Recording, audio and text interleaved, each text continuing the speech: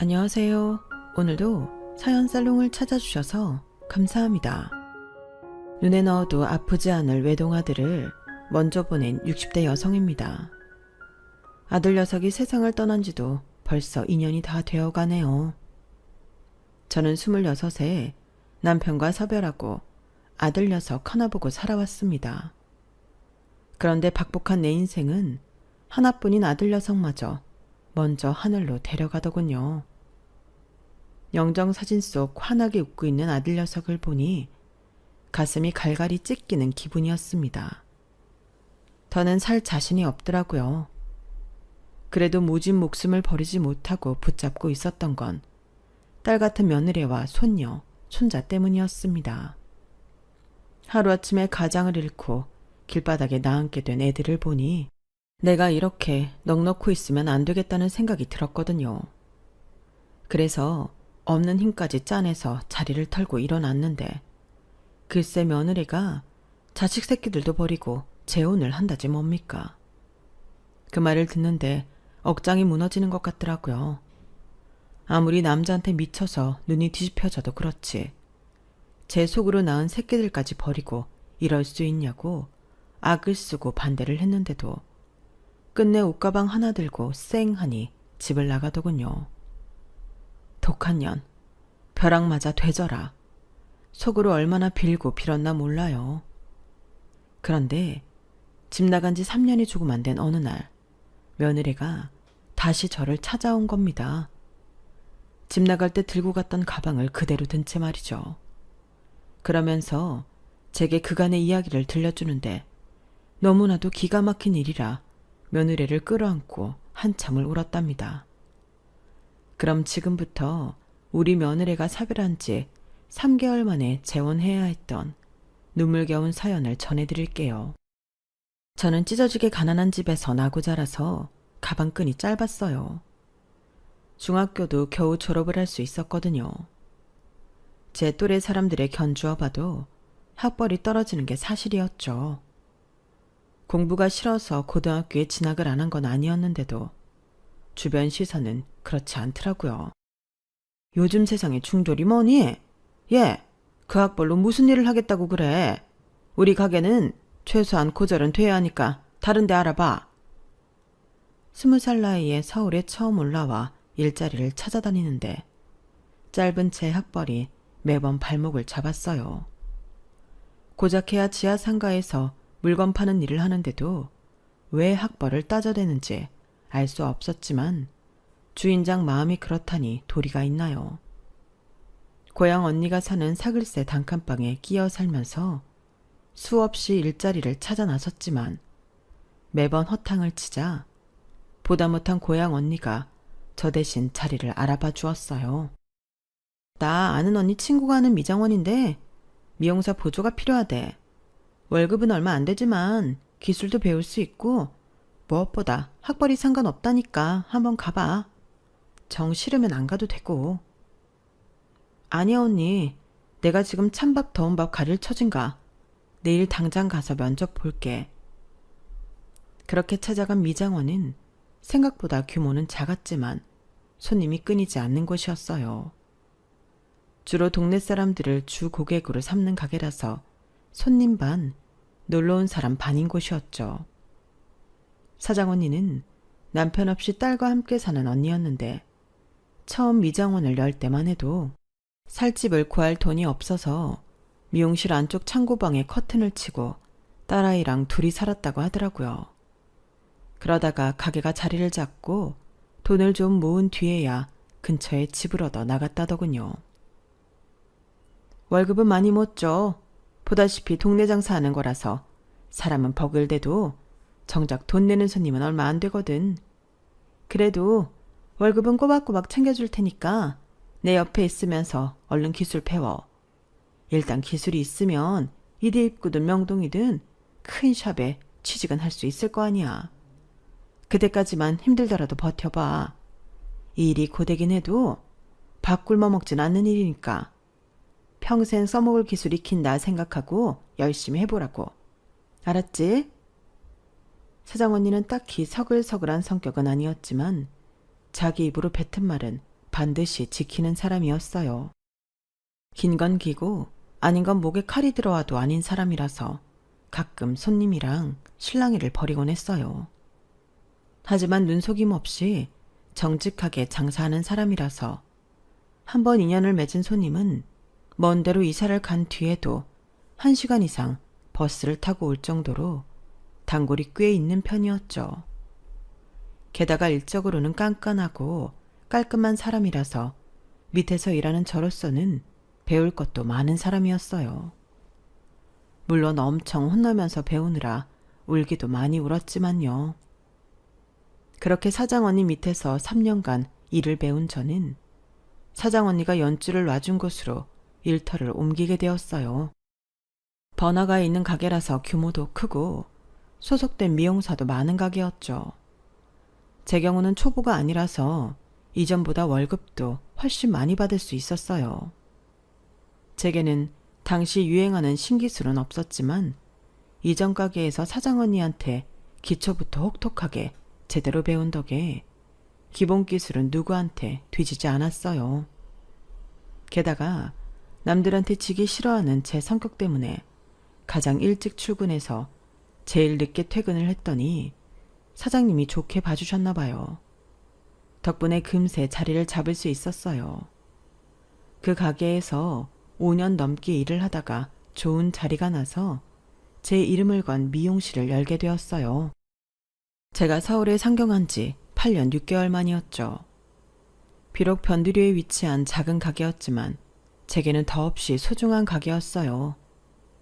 인테리어 비용을 아낀다고 제 손으로 직접 페인트 칠을 하고 그동안 쌓은 인맥을 활용해 의자며 선반, 미용 재료들을 중고로 헐값에 장만할 수 있었어요. 명동에 있는 유명 미용실에서도 일을 했지만 시작은 동네 미장원이었던 덕에 동네 아주머니들과 친분을 쌓는 건 그리 어렵지 않았어요. 저렴한 가격에 눈속임 없이 정직하게 장사를 했더니 1년도 안 돼서 단골도 꽤 생기더라고요. 처음 일을 배운 미장원 사장 언니의 가르침이 헛되지 않았던 거예요. 미용실에서 먹고 자고 하며 3년을 지낸 저는 드디어 살 집을 마련하게 됐어요. 이제 좀 사람답게 살게 된 거죠. 그런데 그러던 중에 동네 아주머니 한 분이 제 중심을 서겠다고 나선 거예요. 자기 남편이랑 같은 회사에 다니는 사람인데 성격도 좋고 사람이 참 괜찮다면서 한번 만나보라더군요. 언제까지 혼자 살 거야? 미용실도 이만하면 자리 잡았겠다. 더 늦기 전에 시집 가야지. 집에서는 결혼하라고 안 해? 웬걸요. 명절에 갈 때마다 온 집안 식구들이 결혼하라고 성하죠. 그러니까 한번 만나봐. 이런 자리 또 없다. 몇 번을 거절하다가 에라 모르겠다 하는 심정으로 선자리에 나갔어요. 아주머니 말대로 인물도 좋고 성격도 꽤 좋아 보이더라고요. 저만 좋다면 자기는 앞으로 잘해보고 싶다며 꽤나 적극적으로 나오더군요. 그렇게 둘이 한참을 커피잔을 앞에 놓고 이런저런 얘기를 하는데 갑자기 난처한 질문을 하는 거예요. 그럼 명희 씨는 고등학교 졸업하고 서울로 올라온 거예요? 별거 아닌 질문이었지만 학벌에 대한 자격지심이 있던 저한테는 손이 떨릴 만큼 두려운 질문이었어요. 그래서 대답도 못하고 멍하게 있었는데 아, 고등학교는 서울에서 나왔나 보구나. 어느 고등학교 나왔어요? 저는 고등학교는 못 다녔어요. 집안 사정이 안 좋았거든요. 그러자 지금까지 우는 얼굴로 말도 잘하던 남자가 갑자기 표정이 굳어지더라고요. 그리고는 커피만 연달아 마시더니 착 가라앉은 목소리로 그만 일어나자고 하더군요. 그렇게 선자리를 마치고 집으로 돌아오는데 얼마나 서럽고 창피했나 몰라요. 그러게 이런 자리는 뭐하러 나와가지곤 이런 수모를 당하나 스스로 책망을 했어요. 다음날 가게로 찾아온 아주머니는 다짜고짜 제게 그러더라고요. 자기 고등학교 안 나왔어? 그럼 중졸이야? 난 또 고등학교 정도는 나온 줄 알았지. 내가 진작 물어보고 선자를 잡는 건데 실수했네. 아니, 그놈도 그렇지. 지가 대학 좀 나왔다고 학벌 가지고 사람 무시하고 말이야. 별로 좋은 대학도 아니면서. 사람 좋은 줄 알았더니 완전히 속물이야, 속물. 형편이 어려워서 못 다닌 거지. 누군 고등학교 안 다니고 싶어서 안 갔나? 그깟 학교 가지고 유세는. 실은 나 국민학교밖에 못 나왔어. 깡촌에서 밥 굽는 날이 허다한데 학교를 보내주나? 아, 자기도 주부학교 다녀보지 그래? 나도 우리 집 양반이 하도 못 배웠다고 타박해서 마포에 있는 주부학교 다녔잖아. 이래 봬도 고등학교 과정까지 배웠다고. 거기 가면 이런저런 사연 때문에 뒤늦게 공부 시작한 사람들 많아. 자기도 이참에 거기 한번 가봐라. 선생님들도 참 좋고 오랜만에 교실에 앉아서 공부하니까 참 좋더라고.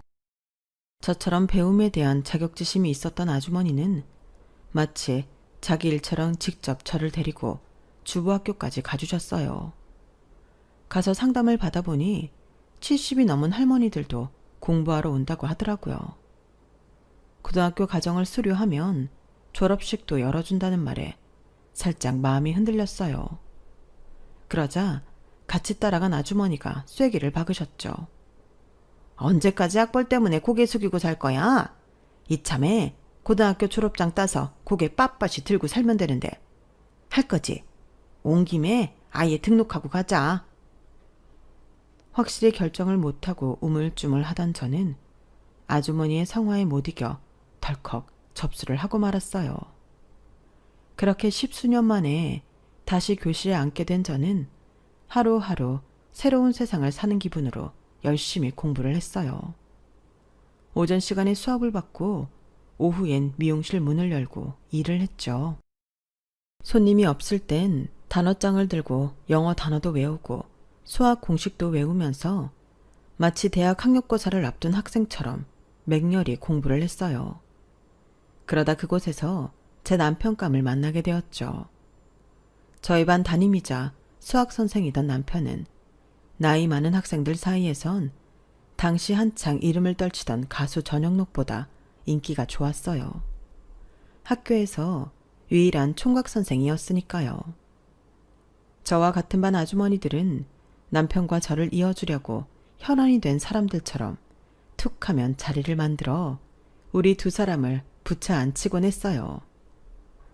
둘 다 처녀총각인데 붙어 앉으면 좋잖아. 이참에 사제간의 여보 당신에도 좋고. 처음엔 그런 짓궂은 장난에 창피해서 얼굴을 붉히기도 했지만 무던하고 조용한 성격의 남편이 싫지 않았기 때문에 어느 순간부터는 은근히 남편 옆자리에 앉혀주기를 바라게 되었죠. 그래도 속으로는 그런 생각도 했어요. 이 사람은 대학까지 나온 사람인데 나 같은 여자가 마음에 들기는 할까? 아주머니들 등살에 분위기만 맞춰주는 거겠지. 그런 생각을 하면서도 내심 남편이 나를 봐주기를 바라기도 했어요. 하지만 남편은 좋다 싫다는 표현도 없이 지지부진하게 아주머니들 장단만 맞춰주더라고요. 이렇게 시간은 흘러 저는 졸업을 앞두게 되었어요. 이제 주부학교를 떠나면 다시는 볼 일 없는 사람이었기에 하루하루가 초조하기만 하더라고요. 그리고 드디어 졸업식 날. 그렇게 바라던 고등학교 졸업장을 손이 쥐는 날이었음에도 저는 조금도 기쁘지 않았어요. 오늘이 남편을 만나는 마지막 날이라는 걸 알기 때문이었죠. 그렇게 졸업장을 받고 그간 수고해 주신 선생님들을 모시고 식사를 하러 갔어요. 신이 난 아주머니들은 2차로 맥주를 마시러 가자고 했지만 저는 미용실 문을 열어야 해서 식사만 마치고 바로 일어나야 했어요. 그래서 먼저 인사를 하고 밖으로 나왔는데 뒤에서 남편이 저를 부르며 달려나오더라고요. 손에는 프리지아 꽃다발을 들고 말이죠. 졸업 축하해요. 그동안 정말 고생 많았어요. 꽃다발을 내밀며 환하게 웃는 남편을 보니 나도 모르게 울컥하더라고요. 그러자 남편은 당황한 표정으로 이러지도 못하고 저러지도 못한 채 난처해했죠. 선생님은 그렇게 좋으세요? 이제 다시 볼 일 없는데도요? 그러자 남편이 그러는 거예요. 왜 못 봐요? 난 앞으로 명희 씨가 하는 미용실에 머리하러 갈 생각인데? 아, 거기서 남자 머리는 안 하는구나. 그럼 남자친구 머리는 해주죠? 그러면서 제 얼굴을 빤히 보는 거예요. 처음엔 그 말이 무슨 뜻인지 몰라서 멀뚱히 바라만 보고 있었는데 이내 그러더라고요. 나랑 사귀고 앞으로 내 머리는 명희 씨가 해줘요. 그제야 말뜻을 알아먹은 저는 헛웃음을 치며 눈물을 글썽거렸어요. 그렇게 사제지간에서 연인 사이가 된 우리는 1년 조금 넘게 연애를 하다가 결혼을 하게 됐어요. 지금이야 자식 결혼에 부모가 등골까지 뺏어주는 시대지만 그때만 해도 그런 게 어디 있나요? 없으면 없는 대로 형편껏 준비해서 시작했죠. 박봉인 남편은 사실 벌어놓은 게 거의 없었어요. 형제들과 함께 살고 있던 작은 전셋집이 다였으니까요. 그나마 그 집을 빼면 동생들이 갈 곳이 없어서 난감한 처지였죠. 그래서 결혼 생활은 제가 살던 전셋집에서 시작했어요. 살림살이도 이미 다 있겠다. 딱히 돈 들여 살 필요도 없어서 있는 대로 살기 시작했죠. 신혼의 단꿈에 젖어있던 그때 우리 집에는 하루가 멀다 하고 불청객들이 들이닥쳤어요. 제 친정도 그렇고 시댁도 그렇고 시골에서 농사 짓는 집들이라서 주변이 친인척들이 모여 살았거든요.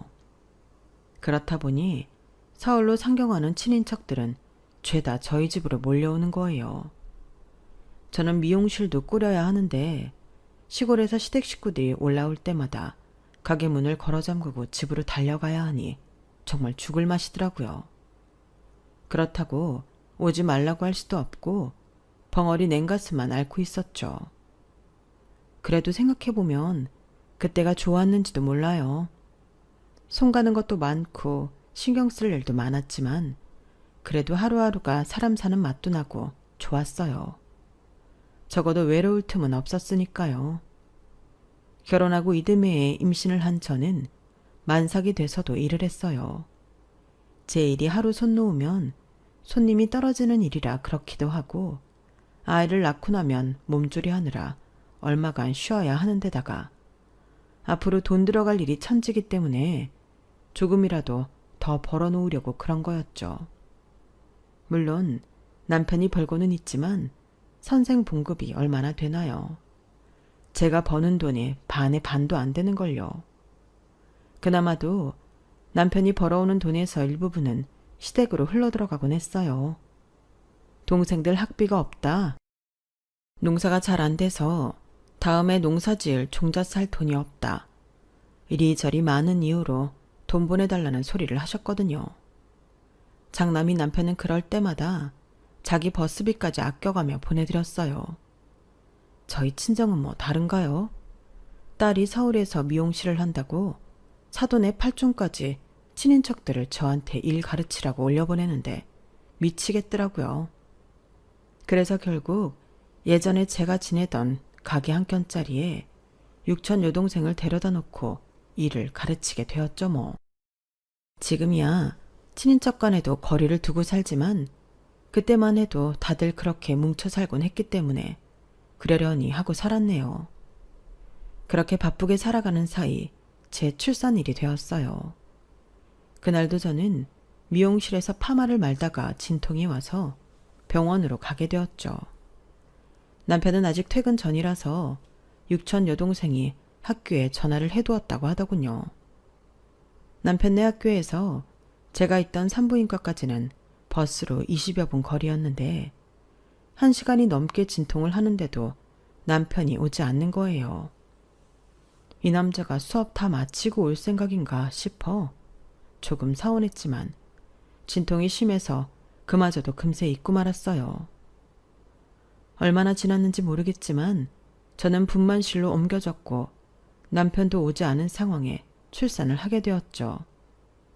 아들이었어요. 남편과 나중에 누굴 닮았는지 알아챌 수 없을 정도로 아기는 빨갛고 쭈글거렸죠.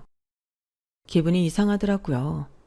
이 아이가 정말 내가 낳은 아이가 맞나 싶기도 하고 내 몸속에서 이 어린 게 어떻게 10달을 버티고 살았나 신기하기도 하고 무엇보다 가슴속 깊은 곳에서 울컥하는 무언가가 치밀어 오르는 것 같아서 눈물이 그치지 않았어요.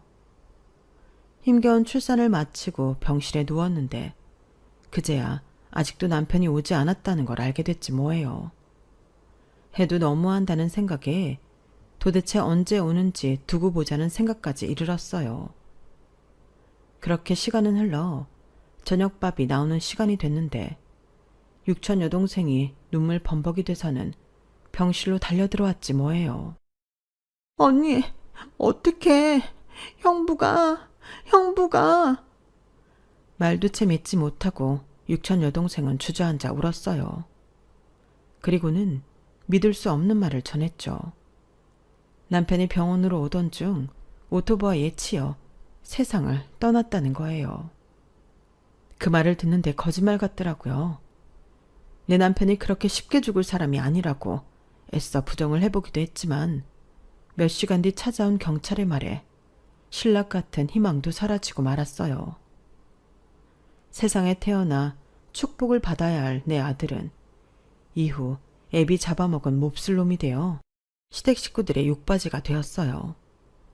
생떼 같은 자식을 잃은 시부모님 마음은 이해하지만 그렇다고 내 새끼를 욕하는 건 참을 수 없더라고요. 지금 이 순간 가장 슬프고 힘든 건 바로 나와 내 아들인데 왜 자기들이 우리 모자를 죄인 취급하는지 억울하고 원망스럽기만 하더라고요. 남편의 장례가 끝난 뒤로 시댁과는 연을 끊게 되었어요. 밥도 목구멍으로 안 넘어가고 온몸에 힘이 쭉 빠진 채로 시체처럼 누워 지냈어요.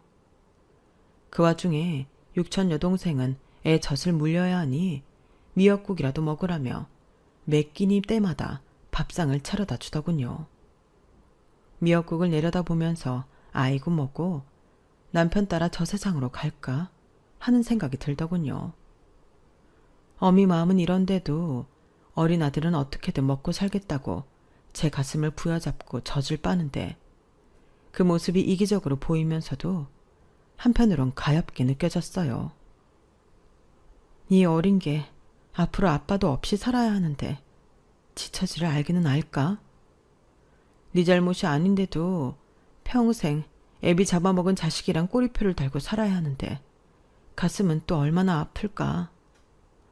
이런저런 생각을 하는데 젖을 먹고 배가 부른 아들이 저를 보고 싱긋 웃더라고요.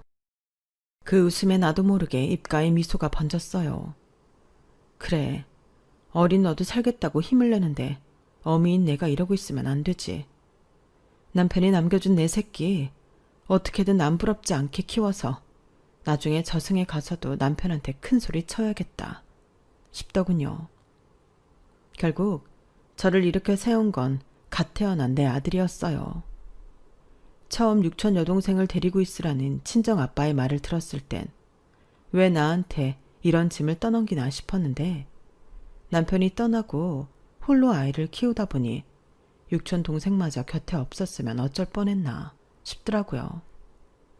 남편 상을 치르고도 먹고 살기 위해 미용실 문을 열어야 했던 저는 아이를 데리고 가게에 나와야 했어요. 손님을 보고 있을 때는 육촌 동생이 저 대신 아들을 업고 잠을 재우곤 했죠. 육촌 여동생은 우리 아들이 국민학교에 입학할 때까지 저와 함께 살았어요. 진작 더 큰 미용실로 옮겨도 됐었지만 저 혼자 애 키우고 사는 게 걱정된다며 끝까지 곁을 지켜주더군요. 아들 녀석은 죽은 채 아빠를 본 적도 없으면서 밥 먹을 때 모습이나 성격까지 쏙 빼닮았더라고요. 시도둑질은 못한다더니 신기하게 아들의 모습에서 남편이 보이곤 했어요. 아빠 없이 자라는 게 어린 아들한테도 힘겨운 일이었을 텐데도 아들 녀석은 단 한 번도 불평을 하거나 원망을 하지 않았어요. 그때만 해도 집에서 목욕을 하기 힘들었기 때문에 주말마다 대중 목욕탕을 다니곤 했는데 어릴 땐 아들을 여탕에 함께 데리고 다녔지만 국민학교에 들어간 뒤로는 눈치가 보여서 그럴 수가 없더라고요. 그래서 아들 혼자 남탕에 보내놓으면 제대로 때를 못 밀어서 아쉬울 때가 많았어요. 그래서 한 번은 육촌 여동생이랑 수다를 떨면서 그 얘기를 했더니 주말마다 지 남편을 우리 집에 보내더라고요. 우리 아들 데리고 목욕탕에 가라고요. 그때 그 일이 너무 고마워서 지금까지도 육촌 여동생네 일이라면 제가 발벗고 나선답니다. 하루 종일 미용실에서 손님들 머리를 하느라 밥대 놓치기 십상이고 다른 집 엄마들처럼 앉혀놓고 공부도 가르쳐주지 못했는데도 아들 녀석은 지 아빠 머리를 닮아 그런가 공부를 곧잘 했어요. 엄마 걱정에 사춘기 때도 반항 한번 않고 힘든 일이 있어도 내색 않고 혼자 이겨내는 착한 아들이었죠. 그런 아들이 대학에 들어가고 군복무를 마치고 직장 생활을 하게 되기까지 울기도 많이 울었어요. 남편의 빈자리는 시간이 지날수록 덜 느껴지기는 했지만 그래도 불쑥불쑥 찾아드는 불청객처럼 잊을만 하면 그 존재가 사무치게 그리워지곤 했거든요. 특히나 아들 녀석이 대학 때부터 사귀던 여자친구랑 혼담이 오고 갈 때는 더더욱 그랬어요. 여자 쪽 부모가 재력도 있고 사회적 지위도 있는 사람들이었는데 홀어머니 밑에서 자란 제 아들을 탐탁지 않아 했거든요. 특히 그 집 아버지가 제 아들 면전에 대고 애비 얼굴도 모르고 자란 놈이 부모 노릇은 제대로 하겠냐는 소리를 하며 결혼을 반대했다는 소리를 들었을 땐 심장이 갈갈이 찢기는 기분이었어요. 그런데도 아들 여자친구는 그걸 아무렇지도 않게 내 앞에서 떠들지 뭡니까? 우리 아빠가 저를 너무 아끼시거든요. 그러니 오빠가 나랑 결혼하려면 그런 말 정도는 감수해야죠. 안 그래요, 어머님? 티끌 하나 없이 말끔한 얼굴로 이런 소리를 하는데 어찌나 속이 뒤집어지던지. 그런데 이게 끝이 아니었어요. 아, 결혼식은 미국에서 할까 해요. 아빠가 그러자고 하시네요. 아니, 갑자기 미국은 왜? 우리 오빠네도 미국에 살고 친척들도 거기들 계시거든요. 사실 꼭 그것 때문만은 아니지만요. 그 뒤에 이어진 말은 충격적이었어요. 그러니까 한마디로 시어머니인 저를 지인들 앞에 내보이기 창피해서 미국까지 가서 조촐하게 식을 올리자는 거였거든요. 변두리 미용실에서 더럽게 남의 머리 만져가며 돈 버는 사람이랑 사돈 맺는 걸 남들한테 보이기 싫다 이거였죠. 그 말을 하면서도 제 기분이 어떨지는 전혀 생각지도 않는 아들 여자친구를 보니 덜컥 겁이 나더라고요. 이런 애랑 결혼해서 내 아들이 행복할 수 있을까 하고 말이죠. 아니나 다를까 뒤늦게 그 얘기를 전해 들은 아들이 발끈하고 나섰고 얼마 안 가 결혼은 없던 일이 되고 말았어요. 그제서야 여자 쪽에서 약간의 양보를 하겠다고 숙이고 들어왔지만 아들 녀석이 단칼에 자르더군요. 자기는 내 부모를 업신여기는 사람들과 가족이 될 수 없다는 게 이유였죠. 그 말에 그래도 내가 자식 농사를 헛지은 건 아니었다는 생각이 들었어요. 그러면서도 아들의 파혼이 저 때문인 것 같아 미안하더라고요. 이른 나이에 파혼을 경험한 아들은 얼마 뒤 뜬금없이 지방으로 좌천이 되고 말았어요. 회사에서 우수직원 상을 받을 정도로 인정받던 아이가 그렇게 된 데는 이유가 있었더라고요. 회사 간부 중 하나가 파혼한 여자친구 큰아버지였다나 봐요. 파혼 이후 대놓고 제 아들을 괴롭혔던 모양인데 그러다 지방으로 좌천까지 보내버린 거였죠. 아들은 제가 걱정할까봐 그 사실을 숨겼고요. 저는 그걸 한참 후에나 알았네요. 그 얘기를 들었을 때 엄마라는 사람이 변변치 못해서 내 아들 인생까지 망가뜨린 것 같아 억장이 무너지는 것 같았어요. 지방으로 내려간 아들은 새로운 환경에 적응하기도 힘들 텐데 매주 서울집에 올라와 집안 살림을 돌봐주었어요. 형광등도 갈아주고 망가진 전자제품은 없는지 봐주고 제 가게까지 나와 의자며 집기들을 고쳐주곤 했죠. 그런데 그러던 아들 녀석이 서울에 올라오는 주기가 길어지더니 언제부턴가 전화로만 안부를 묻곤 하지 뭐예요. 일이 고돼서 그런가 싶다가도 혹시 무슨 일이 있나 걱정이 돼서 한 번은 연락도 않고 아들이 지내는 원룸으로 찾아갔어요. 그랬더니 글쎄 아들이 퇴근도 안 한 집에 웬 여자가 있지 뭐예요. 여자는 저를 보자 귀신이라도 본 사람처럼 놀라서는 큰 눈만 꿈뻑이고 있더라고요. 그래서 내가 상훈이 엄마라고 말했더니 그제야 꾸벅 인사를 하는 거예요. 자기는 상훈이 여자친구라면서요. 아무리 여자친구라도 그렇지 다 큰 성인이 남자 집에 함부로 와서 이러고 있으면 돼요? 저도 모르게 퉁명스럽게 한마디 해버렸는데 순간 코끝에 맛있는 냄새가 확 풍기는 거예요. 맛있는 된장찌개 냄새였죠. 주방 쪽을 보니 제 아들 퇴근 시간에 맞춰서 저녁 준비를 하고 있었나 보더라고요. 접시에는 간 무친 나물들이 가지런히 담겨 있고 가스불 위에는 청양고추가 올라간 생선조림이 맛있게 끓고 있었어요. 하나같이 어찌나 맛깔나게 보이던지 나도 모르게 입안에 침이 고이더군요.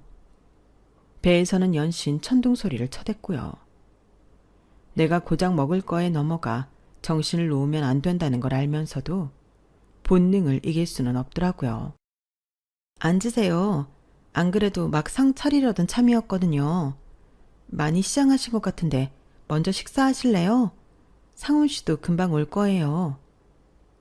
여자는 밥상을 펼치곤 얼른 상을 차리기 시작했어요. 그런데 제 숟가락을 한 벌만 놓더라고요. 그쪽은 안 먹어요? 열심히 만들었는데 같이 먹지. 저는 잠깐 자리 비우고 나온 거라서 다시 일하러 가봐야 해요. 혹시 그동안 매일 이렇게 우리의 밥을 차려 먹인 거예요? 일하다 말고 와서? 네, 보니까 저녁을 편의점 삼각김밥이랑 라면으로 대충 때우는 것 같더라고요. 그러다 병날 것 같아서 시간 나는 대로 와서 해주고 있어요. 제가 근처에서 헤어샵을 하거든요. 참, 어머님도 헤어샵을 하신다면서요? 상훈 씨한테 얘기 들었어요. 남편도 없이 여자 혼자 몸으로 자기를 키워주셨다고 상훈 씨가 어머님을 많이 자랑스러워 하더라고요. 가끔은 셈이 날 정도로 어머님 자랑을 한다니까요. 생각하기에 따라 저와 내가 불편한 사이일 텐데 마치 이전부터 알고 지낸 사이처럼 어찌나 살갑고 친근하게 굴던지 처음 만난 그 순간부터 저는 이 아이가 내 며느리감이구나 했어요. 내 아들이 이번엔 제대로 된 사람을 만났다 싶었죠. 그래서 그해 겨울 결혼 얘기가 나오자마자 바로 오케이 했습니다. 한번 지방으로 자천된 이후 본사 복귀가 어려워진 아들은 아예 그쪽에 뿌리를 내리게 되었어요. 결혼하고 이듬해 첫 아이를 시작으로 연년생으로 아들, 딸을 낳고 살게 되었죠. 살뜰한 며느리는 저보다도 제 아들을 잘 챙겼어요. 일을 하면서도 살림은 또 어찌나 야물딱지게 잘하는지. 모르긴 해도 어디 내놔도 빠지지 않는 며느리감일 거라 자부합니다. 아들 녀석은 쉬는 날엔 온 가족이 서울로 올라와 하룻밤을 자고 가는데 괜히 나 때문에 여러 사람 피곤해지는 것 같아서 몇 번 그렇게 한 뒤로는 제가 아들네로 내려가곤 했어요. 언제 찾아가도 며느리는 딸처럼 살갑게 대해주니 고부간의 갈등 같은 건 애초에 없었죠. 그렇게 행복한 아들내외를 바라보는 낙에 살던 어느 날이었어요. 며느리가 울면서 전화를 했더라고요. 제 아들이 죽었다고요. 그 길로 택시를 타고 아들이 안치돼 있다는 병원으로 달려갔어요. 교통사고를 당한 터라 시신 곳곳에 찢겨서 피범벅이 돼 있더라고요. 그걸 보고는 그 자리에서 기절을 해버렸습니다. 정신을 차려보니 이미 장례가 진행되고 있었고 며느리는 혼이 나간 사람처럼 상주 역할을 하고 있더라고요. 겨우 4~5살 된 손자 손녀는 제 아빠가 죽었다는 사실도 모른 채 천진난만하게 제 엄마 옆을 지키고 있었어요. 그 모습을 보니 내가 넋놓고 있어선 안 되겠다는 생각이 들더라고요. 그래서 있는 힘을 짜내 며느리 옆을 지켰습니다. 그렇게 장례가 끝나고 서울로 올라온 저는 가게 문도 닫고 며칠 동안 자리 보전하고 있었어요. 그런데 벨소리가 들리기에 나가보니 며느리가 두 아이를 데리고 왔지 뭐예요. 아이들 앞이라 애써 눈물을 참으며 그러더라고요. 어머님, 저희 좀 여기서 살게 해주세요. 저희가 갈 곳이 없어요. 그게 무슨 소리냐? 니들 집이랑 가게는 어쩌고 갈 데가 없어? 그제야 며느리는 참았던 눈물을 뚝뚝 흘리며 자초지종을 얘기해 주었어요. 우리 아들이 회사를 그만두고 사업을 시작하려고 집이며 가게를 담보로 여기저기서 대출을 받았는데 동업자 놈이 홀라당 들고 도망쳤다는 거예요. 장례식이 끝나자마자 채권자들이 들이닥쳤고 옷까지만 겨우 챙겨 나왔다고 하더군요. 아들 죽은 지 얼마나 됐다고 이런 기가 막힌 상황이 벌어지나 싶어 주먹으로 가슴을 팍팍 치며 한참을 울었습니다. 그래, 잘았다. 그래도 내가 살아있길 잘했나 보다. 내 새끼들 살터전은 마련해 줄 수 있으니 앞으론 아무 걱정 말고 나랑 살자. 그렇게 며느리와 손주들을 데리고 살게 된 저는 더는 자리 보존하고 있을 수가 없었어요. 내 아들이 남긴 자식들을 내 손으로 키워야 했으니까요. 제가 가게 문을 연 사이 며느리는 아이들이 다닐 어린이집을 알아보고는 일자리를 찾겠다고 나섰어요. 혼자 그 큰 집에 남아 있었다면 죽은 아들 생각에서 헤어나기 힘들었겠지만 그래도 며느리랑 손자 손녀가 함께 있으니 그런 대로 참고 살겠다는 생각이 들었어요. 그런데 아들 장례를 치른 지 3개월 만에 며느리가 대뜸 재혼을 하겠다고 그러지 뭡니까? 어머님, 저요 기왕 새 출발하는 거 깨끗하게 시작하고 싶어요. 애들도 이 집 성씨니까 어머님이 맡아서 키우세요. 아니, 그게 무슨 소리냐? 지금 네 자식들을 버리고 가겠다는 거냐? 네가 그러고도 애미야? 자식이 내 인생 대신 살아주는 거 아니잖아요. 어머니만 봐도 그렇잖아요. 기껏 키운 아들이 어머님한테 해준 게 뭐 있어요? 먼저 세상 떠나면서 어머님 가슴에 대목 박은 거밖에 더 있어요? 전 그렇게는 안 살 거예요. 그러니까 어머님 손주들은 어머님이 맡아서 기르세요. 며느리는 완전 다른 사람이 돼서는 제 새끼들도 버린 채 여행 가방 하나만 챙겨서 집을 나갔어요. 한숨만 나더라고요. 도대체 내 인생이 이게 뭔가 싶었어요. 결혼하고 얼마 안 돼 세상 떠나 남편에 애지중지 키웠더니 하루아침에 황천길 간 아들. 그리고 이제는 자식까지 버리고 지 인생 살겠다고 나간 며느리까지. 도대체 내가 전생에 무슨 죄를 지었길래 이렇게 비참한 꼴을 당해야 하나. 눈물도 안 나고 그저 그대로 주저앉고만 싶었어요.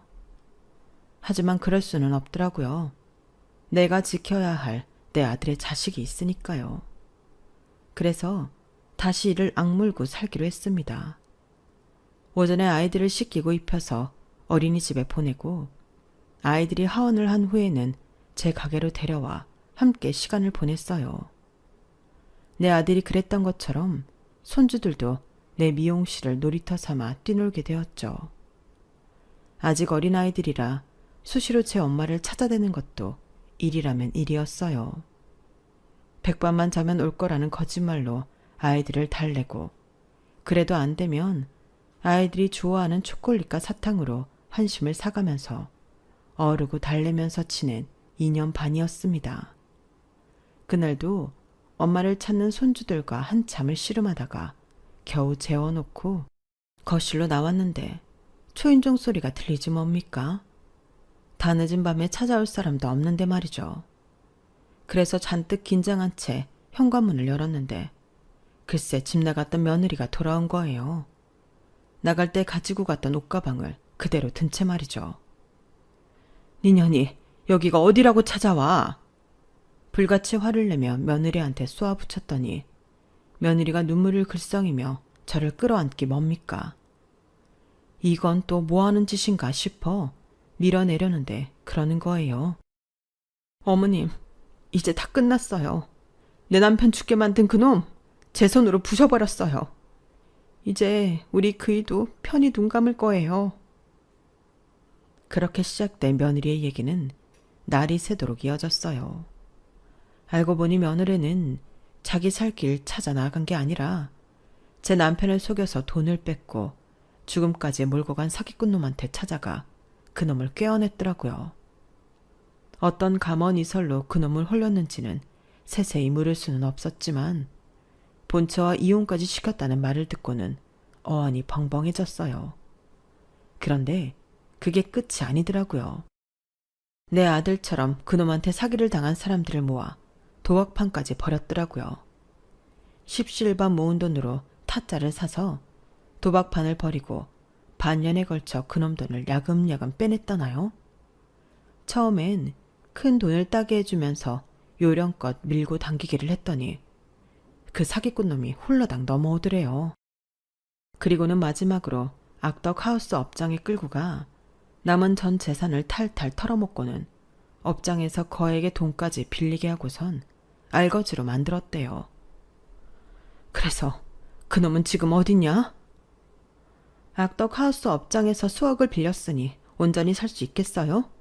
고깃배에 팔려갔든 장기를 털리게 됐든 둘 중 하나겠죠. 전요, 그놈이 하나도 안 불쌍해요. 그놈 때문에 우리 그이는 목숨까지 잃었잖아요. 저희 집뿐만 아니라 그놈 손에 전 재산 잃고 가족들까지 길바닥에 나앉은 집이 한둘인 줄 아세요? 그런 놈은요, 경찰에 넘기는 것도 아까워요.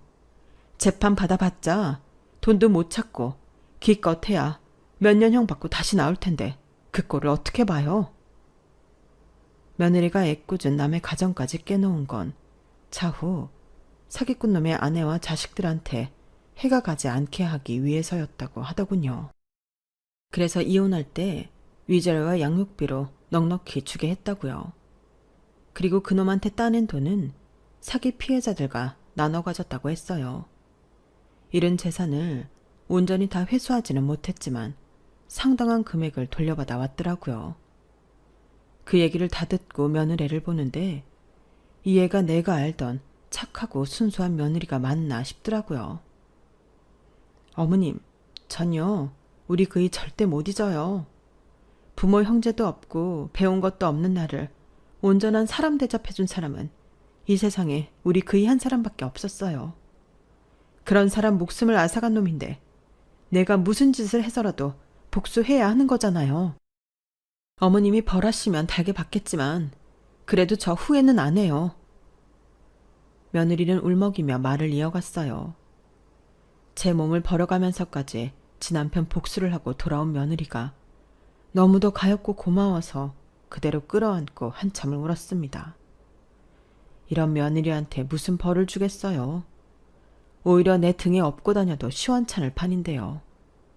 그렇게 집으로 돌아온 며느리는 착실한 엄마이자 세상에 둘도 없이 착한 며느리로 살고 있습니다. 비록 며느리도 저도 여자로서 박복한 인생을 살아오긴 했지만 앞으로는 우리 가족이 똘똘 뭉쳐서 누구보다 행복하게 살아갈 생각입니다. 그래야 하늘로 먼저 간 제 남편과 아들도 더는 걱정 않고 마음을 놓을 것 같거든요. 저희가 행복해야죠. 지금까지 제 사연을 들어주셔서 감사합니다. 여러분의 가정에도 안녕과 행복이 가득하길 바랍니다. 여러분, 사연 댓글에 응원과 현명한 조언 부탁드려요. 좋아요와 구독은 저에게 큰 힘이 됩니다. 오늘도 좋은 일 가득하세요.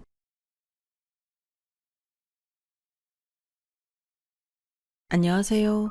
오늘도 사연 살롱을 찾아주셔서 감사합니다. 결혼 생활 최대의 위기를 맞은 여성입니다. 저는 올해 결혼 6년 차가 되었어요. 하지만 남편과 함께 지낸 시간은 19년이나 돼요. 남편과 저는 중학교 동창이거든요. 중학교 1학년 때 같은 반이 되면서 시작된 남편과의 인연이 지금까지 이어지게 된 건 우리가 서로를 이성이 아닌 동성 같은 친구로 생각했기 때문이에요. 남편에게 저는 그저 여사친이었고 제게 남편은 단지 남사친일 뿐이었으니까요. 우리 부부는 오랜 시간을 함께했기 때문에 형제나 부모보다 서로를 더 잘한다고 자부해요. 심지어 서로의 연애사까지도 속속들이 다 할 정도니 말 다 했죠. 그래서 우리 부부는 부부싸움 중에 아무리 화가 나도 서로의 연애사는 건들지 않아요. 무언의 약속처럼 말이죠. 그러지 않았다면 모르긴 해도 1년도 못 살고 이혼했을지도 몰라요. 그런데 그런 노력에도 불구하고 금기처럼 여겼던 과거 속 인물이 저희 집에 제 발로 찾아왔지 뭐예요. 아주버님의 결혼 상대자로 말이에요. 남편의 첫사랑은 잔잔한 호수에 던진 짱돌처럼 우리 부부의 평온한 결혼 생활에 파장을 일으켰고 결국 온 집안이 뒤집히는 사건을 일으키고야 말았어요. 그럼 지금부터 여왕벌 하나로 인해 쑥대밭이 될 뻔했던 저희 집 사연을 전해드리겠습니다. 앞서 말씀드린 것처럼 남편과 저는 중학교 1학년 때 처음 만났어요. 저희가 다니던 학교는 남녀공학의 합반이었기 때문에 한 교실에서 수업을 받았거든요. 같은 반에서 1년 동안 수업을 받긴 했지만 제가 남편의 존재를 인지하게 된 건 1학기가 다 끝나가던 무렵이었어요. 남편이 워낙 눈에 안 띄는 학생이어서 그랬어요. 지금은 180cm가 훌쩍 넘는 장신이지만 그때만 해도 엄청 작았거든요. 여자인 저보다도요. 게다가 성적도 그냥 그렇고 운동신경도 그저 그래서 딱히 시선이 가지 않았어요. 반면에 저는 워낙 활달한 성격인데다 운동신경이 뛰어나서 체육부장으로 반대항 발야구나 달리기, 피구 경기들을 통해 존재감을 발휘하고 있었죠. 그래서인지 남편은 일찍부터 저를 잘 알고 있었더라고요. 서로 다른 성향이었던 우리가 친해지게 된 건 우연한 사건 때문이었어요. 하루는 학교에 와보니 제 책상 서랍에 편지가 한 장 들어있었어요. 요즘엔 그런 게 사라지고 없지만 예전엔 행운의 편지라고 해서 3일 내에 받은 편지 내용을 똑같이 베껴서 타인에게 보내야 행운이 찾아온다고 하는 장난이 있었는데 이 편지도 그런 건 줄 알았어요. 그런데 편지 봉투를 열어보니 저를 좋아하는 남학생이 보낸 고백 편지더라고요. 편지 끝에는 남학생 이름이 적혀 있었어요. 바로 제 남편 이름이었죠. 장난기가 발동한 저는 그날 이후 남편한테 장난을 걸곤 했어요. 괜히 지나가다가 툭툭 치기도 하고 남편이 먹고 있는 과자나 사탕도 뺏어 먹고 말이죠. 그럴 때마다 남편은 얘가 미쳤나? 하는 표정으로 저를 빤히 보곤 했어요. 아니, 나 좋아한다고 편지까지 보낼 때는 언제고 이렇게 쌩까나? 이거 아주 괘씸한 놈이네. 내심 서운했던 저는 수업이 끝나고 남편을 따라갔어요. 그리고 교문을 나서자마자 남편 앞을 가로막고 서서 한마디 했죠. 야, 권성훈, 너 나한테 할 말 없어? 처음이자 마지막 기회니까 할 말 있으면 내 앞에서 직접 해. 괜히 편지 나부랭이 보내지 말고. 할 말 없는데. 그리고 내가 언제 편지를 보냈다고 그래. 와, 이게 완전 시치미를 떼네. 체육 시간에 내가 발려고 하는 거 보고 반했다며. 나 주려고 하갈도 접고 있다며. 네가 편지에 쓴 내용인데 설마 기억이 안 나는 거니? 얘 진짜 웃기는 애네. 도대체 무슨 소리라는 거야. 난 그런 편지를 쓴 적도 없고 너한테 반한 적은 더더욱 없어. 내가 쓴 편지 확실해? 혹시 6반 권상훈이 보낸 거 아니야? 순간 뒷머리가 쭈뼛 서는 것 같았어요. 6반에 남편과 동명이인이 있다는 건 몰랐거든요. 그러고 보니 그간 남편의 반응을 보니 이건 나를 좋아하는 사람의 행동이나 눈빛이 아닌 게 확실했어요. 되려 제가 자기한테 장난치는 게 귀찮다는 식이었거든요. 상황 파악이 되자 얼굴이 화끈거리고 너무 창피해서 쥐구멍이라도 숨고 싶더라고요. 만약 그때 남편이 저를 놀리기라도 했다면 그 자리에서 울어버렸을지도 몰라요. 그런데 남편은 그러지 않더라고요. 오히려 차분하게 저를 달래주었어요. 6반 상훈이 괜찮은 애야. 나랑 국민학교 같이 다녔는데 축구도 잘하고 달리기도 잘해. 게다가 착하고 너랑 잘 어울릴 거야. 너도 운동 잘하잖아. 남편은 제게 고백 편지를 보낸 친구 칭찬을 하면서 제 기분을 맞춰주려고 노력했어요. 그저 키 작고 운동도 공부도 별로인 같은 반 친구일 뿐이라고 생각했는데 의외로 같이 얘기를 나눠보니 괜찮은 사람 같더군요. 여자친구들이랑 있을 때보다도 말하기도 편하고 사소한 행동에 의미를 부여해서 삐치거나 하지 않아서 특히 좋았어요. 제가 말을 좀 툭툭하는 편이라서 동성 친구들 중에 마음이 어린 친구들은 제 의도와 상관없이 종종 서운함을 느끼곤 하더군요. 그런 점에서 볼 때 남편은 저랑 찰떡궁합이었죠. 그건 남편도 마찬가지라고 하더군요. 남자들 사이에선 덩치 크고 힘세고 운동 잘하는 사람이 약한 친구들을 괴롭히거나 복종시키려고 하잖아요. 마치 동물의 왕국에서 동물 사슬처럼 말이에요. 그래서 상대적으로 체구가 작고 운동에 소질 없던 남편은 늘 힘이 센 남자애들 사이에서 놀림감이나 장난감 취급을 받곤 했대요. 그런데 저랑 놀 때는 그런 걱정이 없으니 좋았던 거죠. 비록 성별은 달랐어도 영화 취향도 비슷하고 식성도 비슷해서 다른 고등학교에 배정받은 이후에도 여전히 베프로 지냈어요. 운동을 잘했던 저는 사회체육학과에 진학을 했어요. 하지만 남편은 그해 대학 진학에 실패하고 말았죠. 딱히 공부에 소질이 있는 것도 아니고 그렇다고 원하는 학과가 있었던 것도 아니라서 아쉬움은 없다고 하더군요. 난 어차피 대학에 갈 생각이 없었으니까 상관없는데 부모님이 벌써부터 재수학원 등록하라고 난리셔. 형은 의대생인데 동생인 너는 대학도 못 가면 그게 웬 쪽팔림이냐고 말이야. 우리 엄마 소원이 뭔 줄 알아? 큰아들은 의사 만들고 작은아들은 약사 만드는 거래. 형이야 의사가 되는 게 꿈이라지만 나는 내 의사와는 상관없이 약사가 되어야 한다는 게 말이 되니? 아, 재수학원 다닐 생각하니까 벌써부터 머리가 지끈거린다. 그렇게 싫으면 차라리 군대 가버려. 군대 가서 뭘 하고 싶은지 생각도 좀 하고. 어차피 갈 거라면 먼저 가는 것도 괜찮지 않을까? 저는 그저 별 생각 없이 툭 던진 말이었는데 남편이 제 말을 듣고 자원입대를 해버렸어요. 그 일로 남편네 집은 난리가 났었죠 뭐.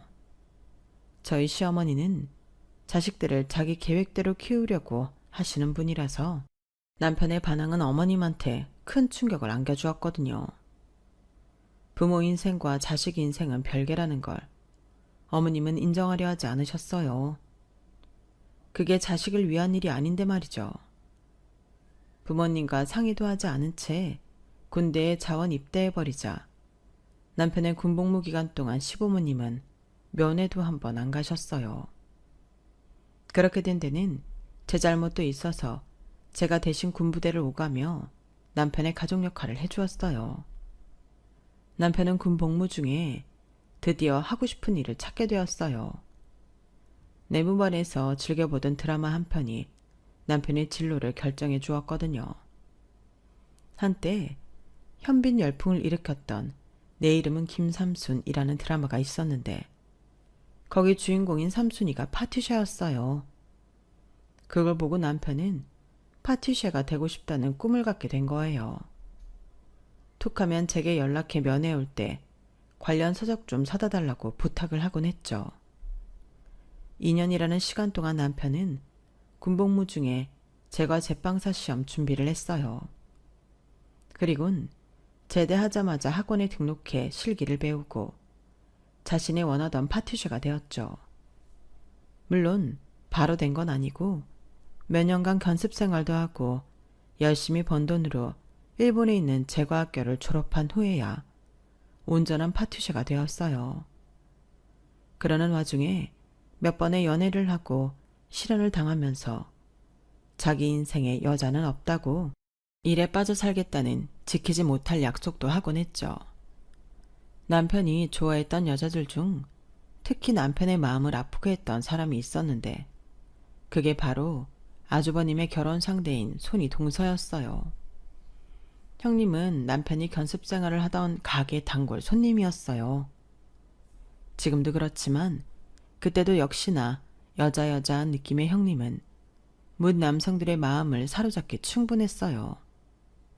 하얀 피부에 마르고 가는 체형, 거기다 사근사근한 목소리와 상냥한 말투는 여자인 제가 봐도 혹할 정도였거든요.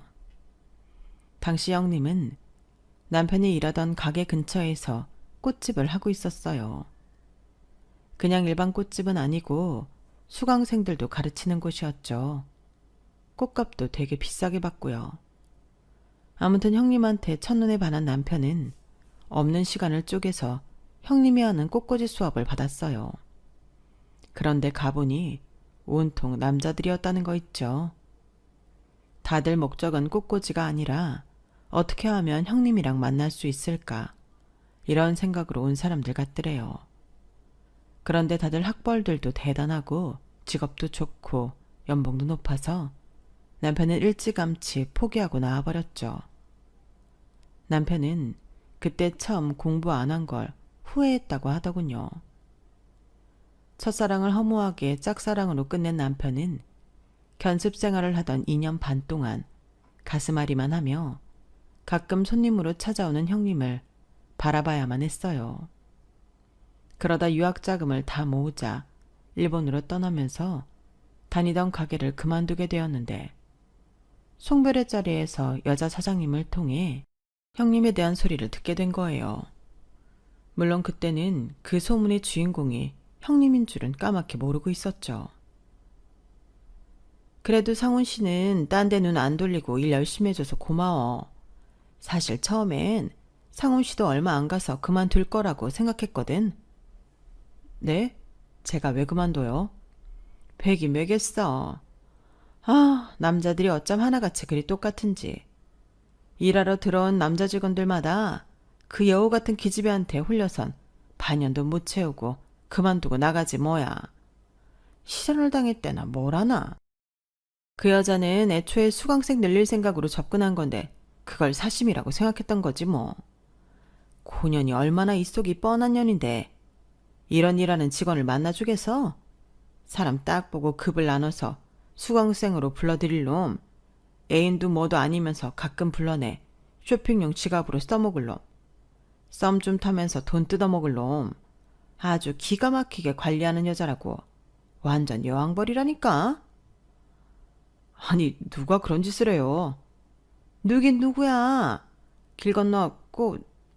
아니다.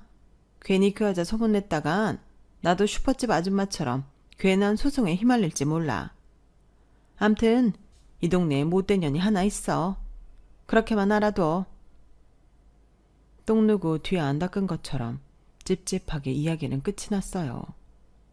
그렇게 그날 일은 남편의 기억 속에서 잊혀져 갔고요. 그 후로 남편은 몇 번의 연애를 경험했어요. 하지만 무슨 이유인지 매번 몇 달 못 가 헤어지고 말더라고요. 그럴 때마다 저는 남편의 하소연도 다 들어주고 연애 상담도 도맡아 해주었죠. 그럴 때마다 매번 나왔던 사람이 바로 남편의 첫사랑, 형님이었어요. 아직도 그 동네에서 꽃집을 하는지 궁금하다는 둥, 혹시 누군가 만나 결혼은 하지 않았나 모르겠다는 둥, 가망은 없었겠지만 한번 고백이라도 해볼 걸 그랬다는 둥 미련을 떨어댔죠. 그럴 때마다 저는 거의 거품을 물어가며 그 여자는 안 된다고 선을 그었어요. 남자들은 청순한 여자 겉모습에 반해서 혹하는데 그거 다 가면이고 가식이야. 여자들끼리 있어봐. 걔들 본성 다 나온다니까. 생각해봐. 꽃꽂이 수업에 여자 수강생은 하나 없고 죄다 남자들 뿐이라는 게 말이 되니? 실력이 아니라 외모로 수강생 끌어모으는 사람이라면 알만한 사람이야. 그러니까 그런 여자는 있고 제대로 된 사람을 찾아. 아니다. 넌 여자 보는 눈이 없어서 안 되겠다. 이 누나가 직접 괜찮은 여자 골라서 소개해 줄게. 그러니까 걱정 말고 있어, 동생. 누가 보면 제가 진짜 제 남편 누나라도 되는 것처럼 저는 남편의 연애사에 적극적으로 관여했어요. 그런데 이건 저만 그랬던 건 아니에요. 남편도 제 연애사에 엄청 참견을 했거든요. 남자는 남자가 봐야 한다면서 몰래 데이트 장소까지 따라 나오기도 하고 시키지도 않았는데 흥신소 직원처럼 뒷조사도 해오곤 했으니까요. 주변에선 이런 우리 사이를 두고 다들 혀를 내둘렀어요. 야, 너 언제까지 상훈이랑 다닐 거냐? 너 걔랑 있으면 제대로 된 연애 절대 못해. 연애만 못하는 줄 알아? 결혼도 못해. 니들 둘이 결혼할 거 아니면 서로를 위해 이쯤에서 헤어져. 내가 남자라도 여자친구 옆에 상훈이 같은 남자가 떡 버티고 있으면 연애할 맛 안 날 것 같거든. 그렇잖아. 내 여자 옆에 멀쩡한 놈이 친구랍시고 딱 붙어선 오만 참견 다 하고 있는데 기분이 좋겠냐? 그동안 제 연애가 잘 안 된 건 상훈이 탓이라는 친구의 말에 그 자리에선 헛웃음을 보였지만 내심 일리가 있는 말이라고 생각했어요. 저는 그동안 내가 만난 남자들 말은 안 믿어도 상훈이 말은 팥으로 매주를 쓴다고 해도 믿었거든요. 세상 남자는 아빠 빼고 다 늑대라지만 상훈이만큼은 예외라고 생각도 했고요. 남자친구 없이는 살아도 상훈이 없이는 못 살겠다는 생각까지 이어지자 순간 심장이 쿵 내려앉는 것 같았어요. 이 남자 없이는 못 살 것 같다는 생각이 그동안 동선 친구로 느껴졌던 상훈이를 이성으로 느끼게 해주었으니까요. 생각이 순식간에 바뀌고 나니까 갑자기 상훈이가 보고 싶더라고요. 하지만 그럴 수는 없었어요. 당시 남편은 일본에서 제과학교를 다니고 있었거든요.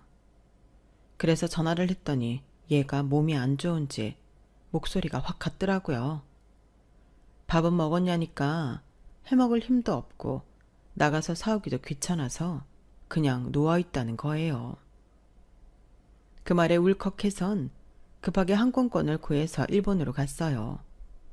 그런데 아무래도 거리가 있어서 그런가 제가 도착했을 때 많이 나아서 거의 멀쩡하더라고요. 아픈 친구 간호한다는 핑계로 달려간 건데 그 이유가 참 무색해졌죠 뭐. 하지만 그 일을 계기로 우리는 친구 사이를 청산하고 본격적으로 사귀기 시작했어요. 남편도 아파 보니 부모님보다도 제 생각이 더 낫다고 하더라고요. 너무도 늦게 서로에 대한 감정을 알게 되긴 했지만 함께 지내온 시간이 길어서 그런가 사귀기 시작한 순간부터 우리는 이미 결혼까지 생각할 수 있었어요. 금전적으로 자립할 수 있는 상황이 되면 바로 식을 올리자고 약속했거든요.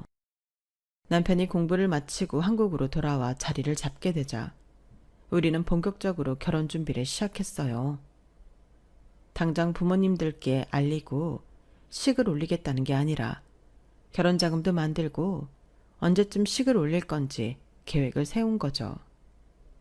데이트 자금도 줄여가며 적금을 들고 수시로 발품을 팔아가며 전셋집 시세도 알아봤어요. 그렇게 준비를 한 지 딱 3년 만에 우리는 결혼 준비를 마칠 수 있었어요. 남들처럼 결혼 준비를 한 게 아니라 우리가 할 수 있는 선에서 준비를 마친 거라서 그리 큰 돈이 들지 않았거든요. 저희 집에서도 그렇고 시댁에서도 그렇고 딱히 결혼을 반대하지 않으셨어요. 거기엔 나름의 이유가 있었는데 양쪽 집의 이유가 너무도 달랐죠. 저희 집에서는 제 결정을 믿었기 때문에 반대를 안 하셨고 시댁은 관심이 없었기 때문이었어요. 사실 시부모님은 제 남편이 당신들의 기대를 저버리고 제빵 일을 택했을 때 이미 포기를 하셨다고 하더라고요. 오직 의사인 큰아들만 바라보고 사시는 분들 같았어요. 자기 아들 혼사에도 그리 냉담하니 며느리라고 제대로 대접해 주셨겠어요. 전요, 고부간의 갈등이라는 단어를 들을 때마다 그런 생각을 해요. 괴롭힘도 관심이 있어야 하는 거라고요. 저희 시부모님은 제게 전혀 관심이 없으세요. 어느 정도로 관심이 없냐면요. 저희가 신혼여행에서 돌아오는 날 두 분이 각자 약속이 있으시다고 집을 비우셨을 정도예요. 그 약속이라고 하는 것도 고작 개모임과 골프 약속이더라고요. 제가 출산을 했을 때도 저희 시부모님은 병원에도 오지 않으셨어요. 우리 아이 100일을 앞두고 잠깐 저희 집에 들러 아이 옷과 돈봉투를 주고 가신 게 다였어요. 솔직히 제 입장에선 기분이 좋을 순 없죠. 무시당한 기분이었으니까요. 하지만 결혼한 지 수년이 지난 지금은 오히려 시댁의 무관심이 편하고 좋기도 해요. 명절 때 안 가도 되고 생신 때도 계좌로 용돈만 붙여드리면 되니까 만나서 스트레스 받을 일도 없거든요. 시댁에 안 가고 남는 시간에 우리 가족끼리 오붓하게 시간을 보낼 수도 있고요. 그렇게 시부모님과 거리를 확실히 두고 지내던 우리 부부는 갑자기 시부모님 호출을 받고 본가로 향했어요. 그리고 그곳에서 생각지도 못한 사람과 조우하게 되었어요. 앞서 말씀드린 남편의 첫사랑이 저희 아주버님 손을 잡고 결혼 허락을 받으러 나타났거든요. 저는 형님을 단박에 알아볼 수 있었죠. 예전에 남편이 견습생 생활을 할 때 저도 몇 번 가게에 찾아갔다가 손님으로 온 형님을 본 적이 있었거든요. 무엇보다 내 남편의 첫사랑인데 어떻게 잊을 수가 있겠어요. 형님을 보자 심장이 벌컹벌컹 뛰고 손끝이 파르르 떨렸어요. 제가 이럴 정도인데 첫사랑을 형한테 뺏긴 남편 심장은 어땠겠어요. 남편은 형 내외에게서 시선을 피한 채 굳은 얼굴을 하고 있더라고요. 그런데 남편 감정을 헤아릴 겨를도 없이 조용하던 집안에 난리가 난 거예요. 시부모님이 결혼을 반대하고 나섰거든요. 특히 시어머니는 평소와 달리 목소리 톤까지 높이시곤 절대 안 된다고 소리치셨어요. 의사 아들을 둔 부모들이 대개 그렇듯 저희 시부모님도 잘난 아들 앞세워 새로 들을 며느리한테 한몫 단단히 챙길 생각이셨나 봐요. 그래서 있는 집 자식을 며느리로 들일 생각이었는데 아주버님이 좋은 혼처 마다하고 시부모님의 기대에 안 차는 여자를 데려온 거예요. 시부모님은 집안 형편도 그렇고 특히나 직업을 성에 안 차하셨죠. 꽃집을 한다고? 그럼 대학은 나왔고? 설마 전문대나 지방대 같은 거 나오고선 대학 나왔네 할 건 아니겠지? 알다시피 우리 정훈이는 명문대 의대 출신이잖니. 그러니 며느리감도 그에 걸맞는 상대여야 한다고 생각한다. 취조하듯 따져 물으시는 시어머니 앞에서 형님은 세상 가련한 표정으로 앉아 있었어요. 사실 형님이 주변에 대학을 나온 것처럼 말하고 다녔지만 실은 모대학 평생교육원 출신이었거든요. 뭐 이것도 나중에 알게 된 사실이지만요. 암튼 온갖 트집을 잡는 시어머니 앞에서 이미 형님한테 푹 빠진 상태였던 아주버님은 어떻게든 방어해 주려고 노력했어요. 엄마, 그게 무슨 상관이야. 내가 좋다는데. 상희씨, 너무 속상해하지 말아요. 우리 엄마가 말은 저렇게 해도 내가 좋다면 무조건 오케이 하시는 분이거든요. 엄마, 나 슬슬 화나려고 하니까 그만 좀 하세요. 이놈의 자식아, 내가 널 어떻게 키웠는데 데려와도 저런 여자를 데려와. 오 여사가 소개해준 땡땡씨랑 큰딸도 마다하고 고작 꽃집 여자랑 결혼하겠다고? 네가 왜 이런 결혼을 하겠다는 건지 엄마는 도통 이해가 안 간다. 설마 반반한 얼굴에 반해 그러는 거니? 그런 거야? 엄마, 제발 그만하세요. 엄마가 자꾸 이러면 나 허락이고 뭐고 없이 결혼할 겁니다. 상훈이 결혼할 땐 아무 말도 안 하시더니 나 때는 왜 이러세요? 그야 네가 상훈이랑 갔니? 우리가 너한테 거는 기대가 있으니까 당연히 다를 수밖에 없지. 상훈이야 일찌감치 지멋대로 살겠다고 뛰쳐나간 놈이고 너니 날릴 때까지 네 아빠랑 내 뜻대로 바르게 차려준 애 아니니. 그리고 작은 애는 변변한 산현대 대학도 나왔고 더군다나 조부가 번화가에 건물도 한 채 가지고 계시잖아. 지들이 살다가 꼬꾸라져도 도움받을 구석에 있는데 왜 반대를 해? 고졸인 내 아들보다 학벌도 훨씬 나은데 오히려 쌍수 들고 환영할 일이지. 어머니 말씀에 순간 웃음이 빵 터졌어요. 그간 저희 사는데 관심이 없으신 줄 알았는데 저희 할아버지 부동산까지 꿰고 계시다니 정말 대단하다는 생각이 들었거든요. 어쩜 이렇게 빼먹을 거는 하나도 놓치지 않고 챙기고 계신 건지 원. 이날 어머님의 반대에도 불구하고 아주버님은 결혼을 감행했어요. 너무 다급하게 결혼 날짜까지 잡는 바람에 본의 아니게 남편의 첫사랑이라는 형님이라는 사실을 숨기게 되고 말았어요. 얘기할 타이밍을 놓쳤거든요. 아무래도 남편 마음이 편치 않을 것 같아서 하루는 슬쩍 협력 얘기를 꺼냈어요. 그랬더니 남편이 제 걱정과는 다른 얘기를 꺼내놓더라고요. 실은 나 형수님에 대해 안 좋은 얘기를 들었어. 나 일본에 있을 때 말이야. 너랑 사귀기 전에 한국에 잠깐 들어왔던 거 기억나? 그때 전에 일하던 가게에 인사하러 갔었는데 거기 사장님이 얘기해 주더라고. 나 송별회 때 얘기했던 사람이 바로 꽃집 여자라고. 물론 본인한테 직접 들은 얘기는 아니라서 다 믿을 수는 없는데 그래도 내 형이랑 결혼하겠다고 나타나니까 그 일이 좀 걸리긴 해. 형이 잘 알아보고 하는 결혼이겠지? 아니, 그런 일이 있었으면 진작 말하지 그랬어. 그랬으면 어머님이 나서서라도 알아봤을 거 아니야. 결혼 날짜까지 다 잡은 마당에 이제 와서 형님 뒷조사라도 해보시라고 할 수도 없고. 어쩌냐? 뭐 이렇게 된 거 앞으로 입 다물어야지 뭐. 그나저나 자긴 괜찮은 거지? 야, 나 이미 유부남이야. 자식까지 있는 사람한테 무슨. 그런 걱정 안 해도 돼. 내가 진짜 형수님 좋아했던 건 한순간이었으니까. 그리고 진짜 좋아했다면 그렇게 고백도 못하고 끝냈겠냐? 내가 용기 있게 선택한 건 너야. 그러니까 괜한 생각하지 마. 남편이 그러란다고 그래지는 건 아니지만 뭐 어쩌겠어요. 남편 속에 들어가 형님에 대한 기억을 박박 지울 수도 없는 걸. 그래서 일단은 묻어두기로 했죠. 지금까지 시댁에서 환영받지 못하는 둘째 며느리로 살았던 저는 형님이 등장한 시점부터 어머님이 인정해준 유일한 며느리로 거듭나게 되었어요. 물론 제 입장에선 썩 좋지만은 않은 일이지만요.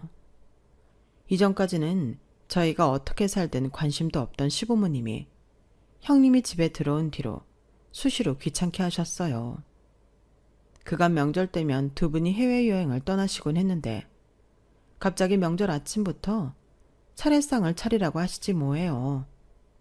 그건 못마땅한 맏며느리의 길들이기의 일환이었는데 덕분에 곁들이로 저까지 그 노동에 참여하게 된 거죠. 그런데 형님이 보통 여우가 아니더라고요. 어머니 그렇게 못마땅한 티를 팍팍 내시는데도 얼굴 한번 안 찡그리고 사근사근하게 얼마나 잘하나 몰라요. 입속의 혀처럼 어머님 듣기 좋으실 말만 골라 하는데 와, 이 분야에 학과가 생긴다면 단연 학과장 타이틀을 먹고 들어가겠더라고요.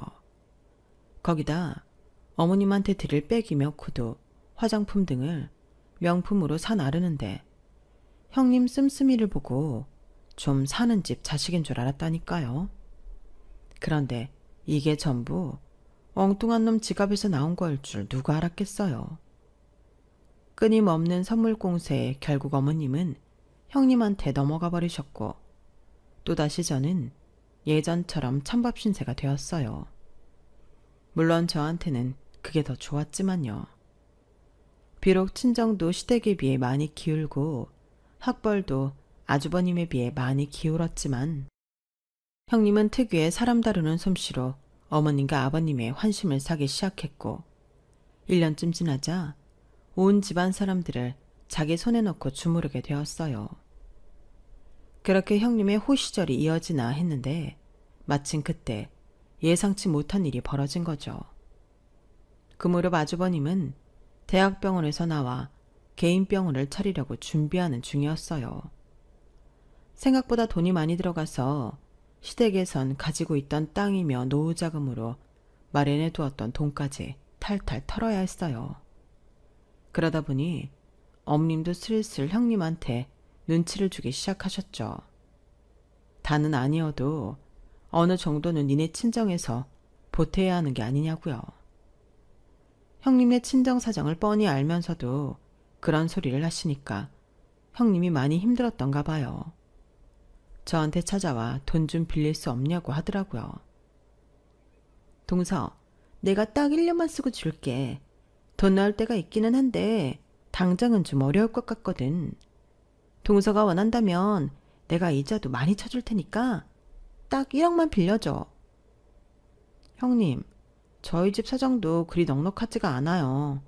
둘이 버니까 빚은 없지만 그렇다고 돈 쌓아두고 사는 형편은 아니니까요. 죄송하지만 다른 곳에 알아보세요.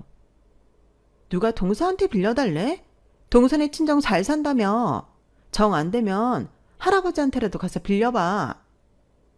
네? 아니, 내 남편이 개헌을 하는 것도 아니고 아주버님이 하는 건데 왜 저희 할아버지한테 돈을 빌려요? 우린 결혼할 때도 양가 부모님한테 손 안 벌리고 했어요. 그런데 이제 와서 제가 왜 그래야 하는지 모르겠네요. 그러자 형님은 표정을 싹 바꾸곤 이러더라고요. 이유를 모르겠다고? 다 참 어이가 없어서. 남의 일도 아니고 손윗사람이 개헌을 하는데 그 정도 성의도 못 보여줘? 병원 차리면 우리만 좋은 일이야? 가만 보면 동서는 인성에 문제가 있는 것 같아. 그게 아니라면 체육과 출신이라 그런가? 머리가 안 좋은 걸 테고. 엄마 머리가 안 좋으면 자식들 머리도 별로라던데. 동서도 참 걱정되겠다. 어쩜 그렇게 집안 돌아가는 일에 무신경한지. 그러니 결혼하고 수년이 지나도록 시어머니 사랑도 못 받았지. 사람은 다 자기 하기 나름이라고. 멍청하면 자기만 손해란 것만 알아둬. 돈 안 빌려준다고 대놓고 인성이 어쩌니 머리가 어쩌니 떠들던 형님은 찬바람 쌩쌩 날리며 돌아갔어요. 그런데 그 일이 있고 며칠 뒤 친정 엄마랑 아빠 생신 선물을 사러 백화점에 갔다가 놀라운 광경을 목격했지 뭐예요. 형님이 외간 남자랑 팔짱까지 끼고 쇼핑을 하고 있는 거예요. 혹시 친정 식구나 친척이 아닌가 해서 가까이 가서 하는 얘기를 들었는데 이건 완전 여인 사이더라고요. 형님은 혀 짧은 소리도 자기야를 연발하며 아양을 떨고 있었거든요. 순간 전에 남편한테 들었던 일이 떠올랐어요. 온 동네 남자들을 소나기에 쥐고 필요에 따라 이용해 먹던 여왕벌 얘기요. 그래서 바로 남편한테 전화를 하려고 했는데 엄마가 말리시더라고요. 다른 사람도 아니고 네 아주머니 안 사람이야. 네가 하는 말 한마디에 집안에 분란이 일 수 있단 말이야. 차라리 업체에 의뢰해서 제대로 된 증거를 잡아. 증거도 없이 추궁했다간 너만 바보 되는 거 쉽다. 확실한 결과 나오면 그때 네 남편한테든 아주버니한테든 말해도 늦지 않아. 듣고 보니 엄마 말이 맞겠다 싶었어요. 지금 제가 이 문제를 들고 일어났다간 야후 같은 형님이 발뺌 말게 뻔했으니까요. 그래서 남편한테 비밀로 하고 업체에 의뢰를 했죠. 업체의 조사가 진행되는 동안 아주버님은 개원에 필요한 돈을 다 마련했는지 병원 개원 날짜까지 잡으시더라고요. 형님은 친히 제게 전화해 돈 한 푼 안 빌려줘 놓고 뻔뻔하게 개업씨가 올 생각 말라고 엄포를 놓더라고요. 기간은 흘러 드디어 아주버님 병원 개업식 날이 되었어요. 솔직히 저도 가기는 싫었지만 그 사이 업체에서 들은 결과 보고도 있고 해서 일찌감치 남편과 함께 집을 나섰어요. 개업식에 가보니 병원이 아주 근사하더라고요. 마침 병원을 접고 해외로 이민을 떠나는 선배가 있어서 통째로 인수했다더니 당장 환자를 받아도 될 정도로 완벽하게 준비돼 있었어요. 시부모님은 마치 세상을 다 얻은 사람들처럼 엄청 들떠 있으셨고 아주버님도 입가에 웃음이 떠나지 않았어요. 그중 가장 눈에 띄게 텐션이 업된 사람은 바로 형님이었어요. 병원장 사모님 타이틀을 갖게 되니 그렇게 좋았나 봐요. 시종일관 얼굴에 미소가 끊이지 않던 형님은 저를 보자 표정이 싸늘하게 변했어요. 오지 말라고 전화까지 했는데 왜 왔냐는 듯 눈으로 욕을 퍼붓더군요. 제 손에 자기 목숨줄이 들어있다는 걸 까맣게 모른 채 말이죠. 사람들이 얼추 모이자 아주버님은 샴페인 잔을 들고 감사 인사를 했어요. 박수를 받으며 인사를 마친 아주버님은 저를 보고는 다가와 그러시는 거예요. 재수씨, 정말 고마워요. 잔금 치르는 날까지 돈을 다 마련 못해서 한 걱정이었는데 재수씨가 1억이나 지원해준 덕분에 무사히 병원문 열게 됐어요. 재수씨 친정이 잘 산다는 얘긴 들었지만 1억이나 되는 돈을 선뜻 내줄 줄은 몰랐거든요. 상훈아, 나 정말 장가 잘 갔다. 덕분에 형인 나까지 큰 도움을 받았으니 말이야. 아주버님은 몇 번이나 고맙다는 인사를 했어요. 저랑 남편은 뜬금없는 1억 타령을 들으며 의아하기만 했죠. 그런데 그때였어요. 손님들과 인사를 하느라 출입문 쪽에 있던 형님이 사색이 돼서는 저희 부부 쪽으로 다가오지 뭐예요. 순간 아, 그 돈 형님이 내 이름 팔아서 아주버님한테 준 돈이구나 싶더군요. 그리고 그 돈은 당연히 아주버님 몰래 만나고 있는 남자한테 받은 돈일 테고요. 그래서 형님이 맞기 전에 먼저 말을 꺼냈어요. 저 1억이나 드린 적 없는데요. 형님이 1억 빌리러 오셨길래 가진 돈이 없어서 못 빌려드린다고 거절했었거든요. 그럼 그 1억은 어디서 났을까요? 그러자 아주버님 얼굴이 순식간에 일그러졌어요. 그리고는 형님을 날카롭게 쏘아보시더군요. 비록 약간의 잡음은 있었지만 개업식은 잘 끝났고 손님들도 모두 돌아가셨어요. 남은 건 시부모님과 형님 내외 그리고 저희 부부뿐이었죠. 그러자 아주버님이 다시 1억 얘기를 꺼냈어요. 당신 똑똑히 말해봐. 1억 재수씨가 준 거 맞아? 그러자 형님은 눈알을 굴리며 횡설수설을 했어요. 내가 그렇게 말했던가? 아, 내가 착각을 했던 모양이네. 동서가 형편이 안 된다고 해서 내가 친정에 부탁을 했었는데 동서가 해준 돈으로 잘못 말했나 봐. 그 돈은 우리 친정에서 해줬어. 이 사람이 또 거짓말이야. 당신 부모님한테 그런 돈이 어딨어. 우리 결혼할 때도 친정 부모님 월세 보증금 내줘야 된다고 당신 꽃집 처분한 돈까지 다 드렸는데 그런 분들이 1억을 내주셨다고? 당신 솔직히 말해. 그 돈 어디서 났어? 나 몰래 또 여기까지 말하던 아주버님은 시부모님 눈치를 보고는 입을 다물었어요. 보아하니 아주버님도 형님의 전적을 아는 눈치더라고요. 결혼 전에 알았는지 후에 알았는지는 잘 모르겠지만요. 결국 그날 형님은 끈질긴 아주버님의 닥달에 이실직고를 하고 말았어요. 얘기 들어보니 전에 제가 봤던 그 남자한테 가게를 차린다는 거짓말을 하고는 1억이나 받아 챙긴 거였더라고요. 형님의 휴대폰에는 수많은 남자들의 연락처가 저장돼 있었고 아주버님 몰래 은밀한 문자도 수시로 나눴더라고요. 물론 그 문자들은 다 지워서 처음엔 알 수 없었는데 아주버님이 업체에 의뢰해 문자들을 복구해냈고 그간 형님의 난잡하고 구질구질한 남자관계가 죄다 드러나게 되었어요. 어떻게 하든 병원장 사모님 자리인데 그냥 순순히 물러날 수 없다며 형님은 끝까지 이혼만은 않겠다고 버텼지만 소송까지 간 끝에 결국 형님과 아주버님은 이혼을 하게 됐어요. 그 이혼으로 형님은 막대한 손해를 입게 되었죠. 개원할 때 형님이 보탰던 1억은 위자료 및 정신적 피해 보상금으로 아주버님한테 넘어갔거든요. 거기다 이혼 소송으로 변호사비도 날리고 그동안 남자들한테 돈 뜯어낸 것까지 상대 남자들 배우자한테 알려져서 여러 개의 소송을 당하게 되었고요. 여왕벌의 말로는 처참하기 그지없었어요. 그동안 수많은 남자들 진심을 이용하고 눈에서 눈물을 뽑은 죄를 이렇게 받게 된 거라고 생각해요. 제가 업체에 의뢰해 형님 뒷조사를 했던 건 쓸모없는 일이 되고 말았지만 제 손 안 더럽히고 일이 잘 해결됐으니 다행이라고 생각합니다. 더러운 일에 굳이 손 담글 필요는 없으니까요. 끝으로 의대 다니는 큰아들을 애지중지하시던 시부모님은 그 일로 큰 충격을 받으셨어요. 완벽한 아들 인생에 커다란 오점이 생겼다고 말이죠. 자리보전하시는 와중에도 모든 걸 다 형님 탓이라고 하시며 그렇게 욕을 하시더라고요. 그런데 이상하게도 저는 그런 시부모님이 하나도 가엾지 않았어요.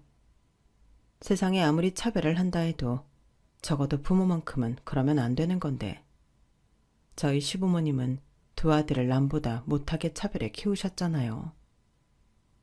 그의 딸은 벌을 받은 거라고 생각해요.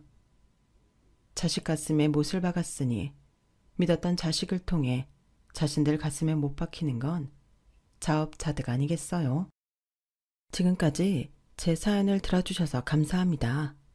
항상 소중한 가족들과 행복하시고 건강하시길 진심으로 바랍니다. 여러분, 사연 댓글에 응원과 현명한 조언 부탁드려요. 좋아요와 구독은 저에게 큰 힘이 됩니다. 오늘도 좋은 일 가득하세요.